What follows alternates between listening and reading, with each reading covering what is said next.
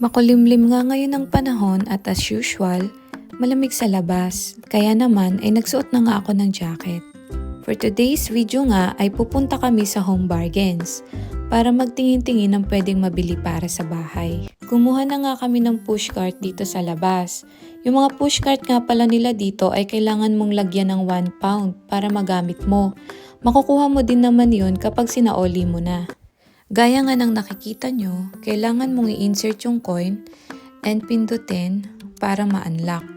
There you go. Pwede mo na siyang kunin. Then after nga nito ay pumasok na kami sa loob. Actually, balak namin bumili ng laundry basket at kung meron ding computer table and chair. Para nga ma-set up na namin yung pinamili niyang computer set sa akin. Sabi ko nga kay Habi ay mamili na rin kami ng mga toiletries na panggamit ko like conditioner. Napansin ko kasi na ang dry na ng buhok ko dito.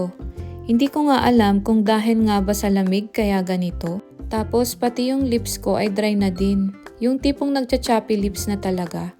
Umiinom na nga ako ng madaming tubig dahil naisip ko baka nga na-dehydrate ako sa biyahe. Hindi kasi ako nakainom masyado ng tubig habang nasa flight. Pansin ko nga din na pati yung balat ko ay dry na.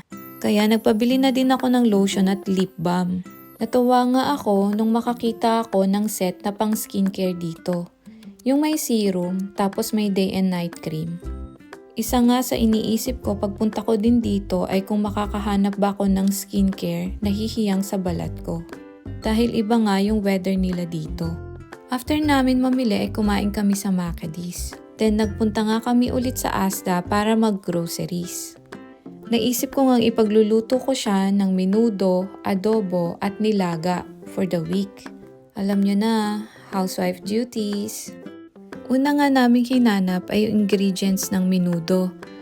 Naghahanap nga ako ng pwedeng mabili na pang konti lang or yung tingi kasi dalawa lang naman kaming kakain. Pero wala akong makita, puro malalaking pack ang meron sila dito. After nga nito ay dumiretso na kami sa counter at nagbayad.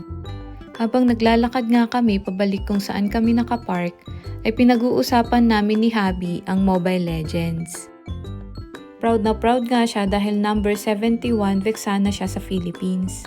Yun kasi yung best hero niya. Ewan ko nga ba dito kay Habi, pati ba naman siya na-addict na sa ML? Isa nga sa kina-excite niyan sa pagpunta ko sa UK ay yung paglalaro namin ng rank game. O siya sige, tune in to my next video. See ya!